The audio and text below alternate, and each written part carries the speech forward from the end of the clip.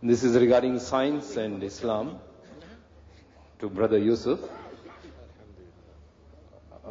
We are a team of 3 or 4 people working on potential energy and electricity while standing in Salah in line, whether we should touch our shoulders or whether we should touch our toes, or whether if there is a gap in between the potential energy, the continuity of the electricity goes off.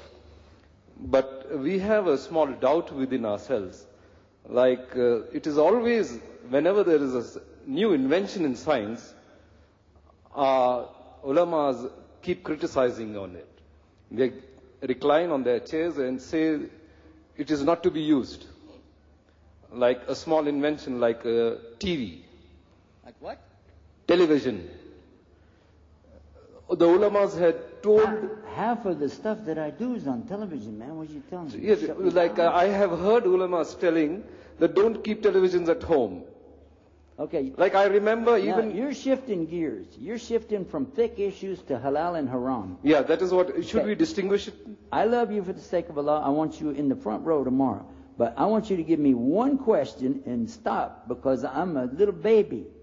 Okay? Okay then. You're going to make my job hard. Now, what do you want to ask me? I wanted to ask you whether these ulamas will give us a chance to distinguish to ourselves for the latest inventions on science.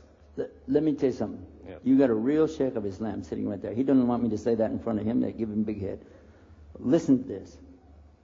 From a nun. This is called mushekh in Arabic. Not sheikh, but just sheikh in old age. Okay. Let me give you a piece of advice from an old person. I'm real happy that Allah made me a Muslim. You cannot imagine the glee in my heart when I see every new person enter into Islam. And I'm real happy when I see the brothers who come to the knowledge, as Sheikh was explaining tonight, step by step, and they realize not just the obligation of the salat, but the privilege of the salah. And I'm happy when they come running to get into the first row, to be in the left side, the right side as you're looking, facing it.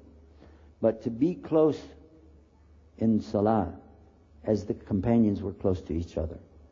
To touch the shoulders like they touched the shoulders, so much so, some people even told me they used to rub the material in their clothes from being so close.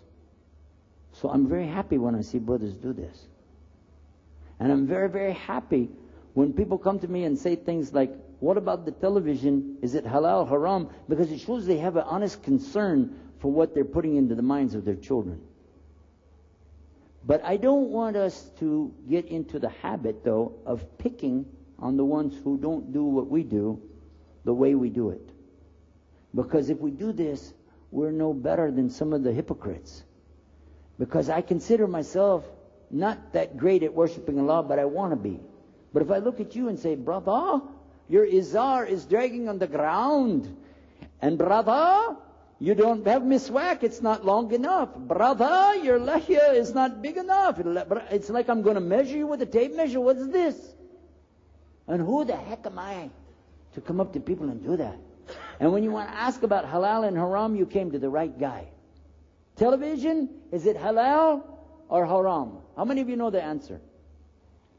It's clear. Television is halal as long as you don't turn it on. And when they say, do you have to have a lehya?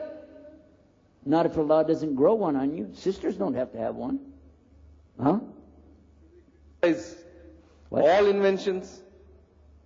There's no, look. All inventions are done by non-Muslims. It's real simple, most of brother. them. It's real simple. Listen to this. This is what I was told when I got to Islam. I love this philosophy. That everything in the whole dunya in front of you is halal to you, unless you find an evidence that makes it haram. Everything in this life is halal unless there's an evidence from the Quran and Sunnah to show it's haram.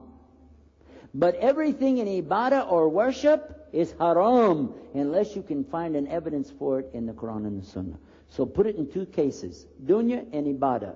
In the dunya, it's for you, unless Allah said, no way, Jose. And in the ibadah, everything's no way, Jose, except that you find the evidence that you can do it. And that's the difference between bid'ah and ibadah. And I hope I give you a good answer. I hope to see you in the front row tomorrow, inshallah. Jazakallah khair. May I add, Brother Yusuf was not saying that everything that science can do, you accept. No people say that, not even Muslims.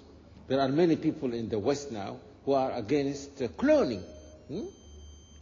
Scientists can't do that. But they ask, is this ethical? Is it what? Ethical? Ethical. Ethical. Ethical. No. So, and I'm sure that the ulama who talk about television, they don't mean just this instrument. No? They don't mean the hardware. They are talking about what you see in it. And they have, and you can't say they are wrong all the time. A lot of damage, a lot of has come as a result of television. So if someone says, I don't want to have television in my home, and I know some people who are non-Muslims in the United States who don't have. That's true. TV. Is that true? Yeah. Yes, I know. One of them. You were one of them. See? There are so when he talks about science, he's not saying that everything that science can invent you use. Otherwise, you use hydrogen bomb and kill people. Sheikh, with the statement, so that I'm not going to get misquoted here. What I said is, it's everything in the dunya is halal unless there's evidence against it. There's plenty of evidence in Islam against the programming which is on television today. Plenty of evidence against the programming, but no evidence against the tube itself. Turn it on, but just don't get any shows. In my house today, we have a television set. And it's not just to watch the CDs that I make, which is what I bought it for. But I told my kids, and they're grown. My kids are all, late teens and grown up. I got one 35 years old. I can't really tell them, you're going to do everything I do, but I reason with them. And what we agreed as mashura in our family, we're not going to watch broadcast television. We will buy or rent the programs we want to observe, and then we have the discretion to stop it if we don't like what it is and send it back. But when you go into broadcast television, you don't know what's coming up next. And it's garbage, which is French for crap. And crap is Texan for not so good.